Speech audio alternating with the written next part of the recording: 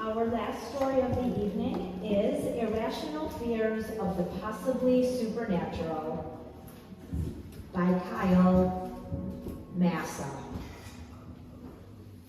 Oh, I don't hear the correct. You know how to say all those sounds, right? And then Irrational Fears of the Possibly Supernatural will be read by Joe Foy, and we appreciate him stepping in at the last moment as we had one of our readers that couldn't be here this evening. Do we have Here we go. Kyle A. Massa is a comedy author living somewhere in upstate New York with his wife, their daughter, and 3 wild animals. His published works include 5 books and several short stories.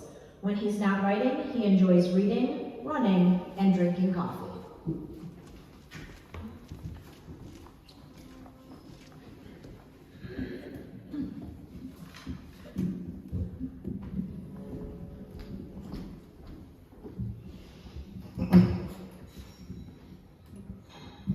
Irrational fears of the possibly supernatural.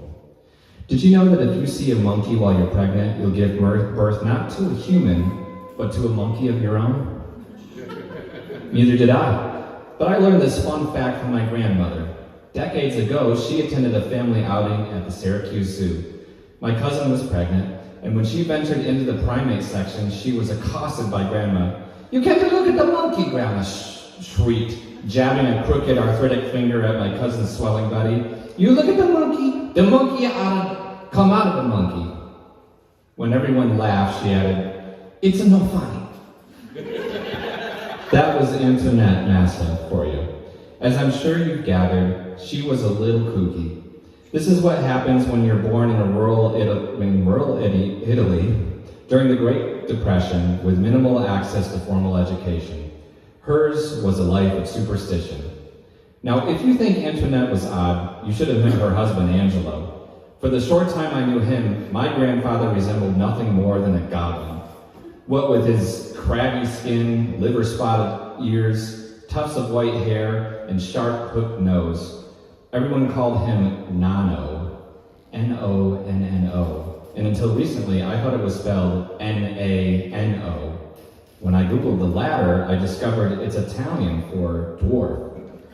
Though N-A-N-O turned out to be incorrect, it still fits. For all I know, Nano might have believed in dwarves, and probably goblins too.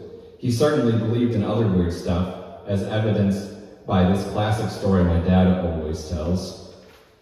Night. Grandma, Nano, and my dad speed down a lonely highway. My dad drives because his parents never learned how. A full moon peers in through the windshield. Silence. Then, from the back seat, Nano makes an observation.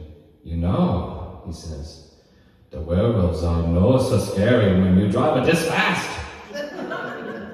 Words to live by. Not only did Grandma and Nano see the supernatural in every situation, they feared it. Perhaps that's why their grandchildren grew up to be so defiantly rational.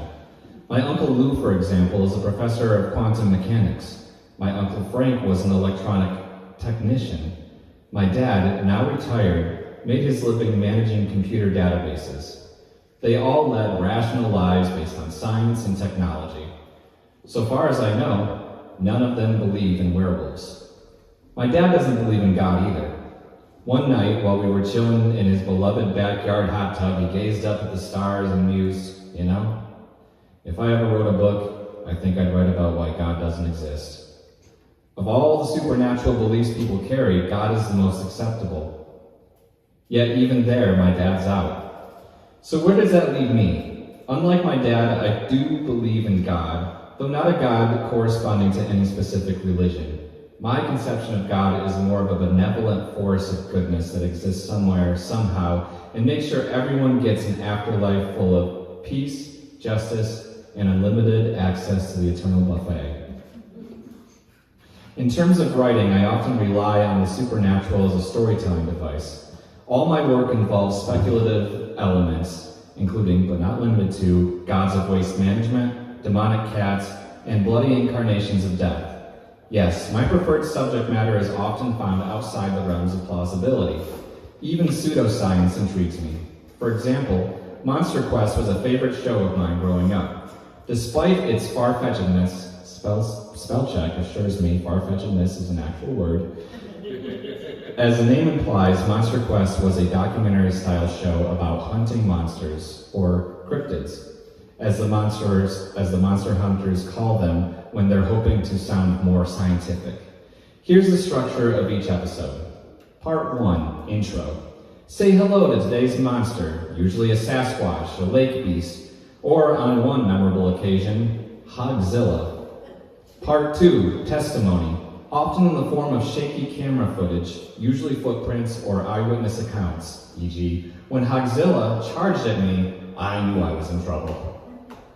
Part 3, investigation. People with vague titles like wildlife expert wander around looking for evidence. Spoiler, they never find any. Part 4, summation. The voiceover assures us that the hunt will continue. And Part 5, my reaction. I fire up another episode. I've since graduated to the History Channels. The proof is out there. But that's not the point. The point is, Part 3 is the most glaring flaw with the supernatural.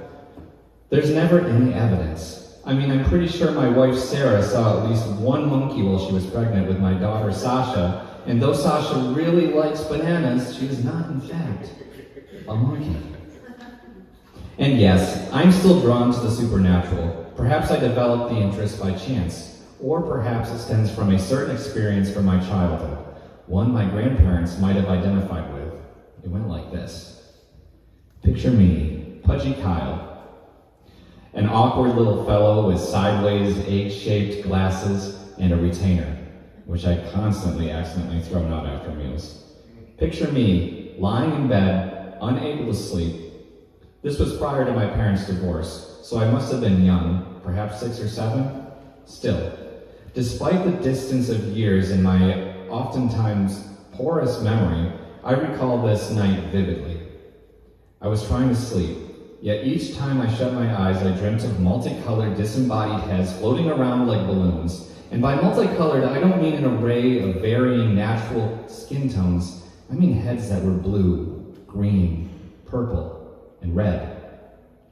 I'm sure there's some Freudian interpretation of this dream that suggests I'm a repressed sexual deviant or something. If so, screw you, Siggy. After my 3rd or 4th failed attempt at sleep, I rose from my bed to seek refuge with my parents. My sister Emily slept in the room next to mine, but at this time, I think we were still fairly adversarial. It had to be my parents. The house was dark and quiet. It wasn't an especially old home, but sometimes it would shudder and murmur at night. That's the house settling, my mom always assured me, perhaps trying to preclude any irrational fears. I stepped out of my room. No shudders or murmurs from the house that night. Just the tread of my bare feet on the carpet. I walked the landing, and when I glanced downward, I froze. A man stood at the bottom of the stairs. He was entirely white. His skin, his clothes, the old-timey newsboy cap atop his head, all white as paper, as if he'd rolled in flour. This detail is almost funny in hindsight, yet at the time, I felt only a chill certainty that I was looking at something I believed to be, well, supernatural. He remained motionless as he gaped at me. I don't remember how long I stared at this apparition. I don't even remember making it to my parents' bedroom. But the next thing I knew, I'd awoken on the floor. When I told them what I'd seen, my mom was freaked out, and understandably so. "Tony, did you come to bed late last night?" she asked. "Were any of the doors unlocked?" "No. My dad finished watching tape-recorded Syracuse basketball at the usual time. It wasn't him I'd seen. And after a quick sweep of the downstairs, all doors were locked. Nothing stolen, nothing moved, so it wasn't an intruder either." This left only 2 explanations: the rational or the supernatural. My parents opted for the former. "You were dreaming," my dad explained. "Probably sleepwalking." "And I bet you were still dreaming when you sleepwalked over here," my mom agreed. That's all it was. It made sense. It certainly made more sense than a disembodied soul crossing the astral field just to wander around our house. Plus, the abnormal skin tone of the apparition jived with the nightmare I had been having prior to the sighting. A continuation of said nightmare was the simplest solution. William Mavakin would approve. To this day, I trust the rational explanation. I don't believe in ghosts, for several reasons, the first of which I've already discussed. Why would they appear just to move stuff? Or stand there, or be generally creepy? What's the point? Believers claim they're trying to deliver a message, or that they don't know they're dead, but that explanation reeks of wishful thinking. The greater issue is that aforementioned lack of evidence. Beyond the occasional spooky photographs, easy to do with a slow shutter speed, weird videos, fakeable with Snapchat filters, and eyewitness sightings, notoriously unreliable, there's no legitimate proof that ghosts exist. Yet I'm still fascinated by my own encounter. I still recall episodes of Monster Quest with fondness. Even now, I pore over YouTube clips of strange lights hovering in the night sky. I've never been able to rationalize these interests. Did I inherit them from my grandparents, or have they always been there, lurking like a monster beneath a lake's surface? Will Sasha read this book someday and roll her eyes at that ham-fisted simile? Will the supernatural captivate her as much as her ancestors, if at all? Even now, as I revisit the night of my sighting, writing in a well-lit office with coffee in my hand and a cat in my lap, my spine tingles. I remember exactly what it was like being a little boy staring down at a specter in my home. If I had been my dad and my parents had been my grandparents, how differently might it all have gone? Grandma would have wailed, "You seen a good ghost, now you're gonna die." Nana would have added, "You had a good life, but now we gotta say goodbye." Then Grandma would have done some frenetic hand gestures and called the nearest priest. It's easy to laugh about the supernatural when the lights are on, but when the night descends and I'm alone in my house, I'm reminded just how similar its layout is to my childhood home. When I'm upstairs and I walk from the main bedroom to the office, I pass the stairs. I tell myself, I don't believe in the supernatural. I tell myself there's no evidence. Yet sometimes I'll stop on the landing and peer down, squinting into the darkness, wondering if tonight is the night I finally see him again.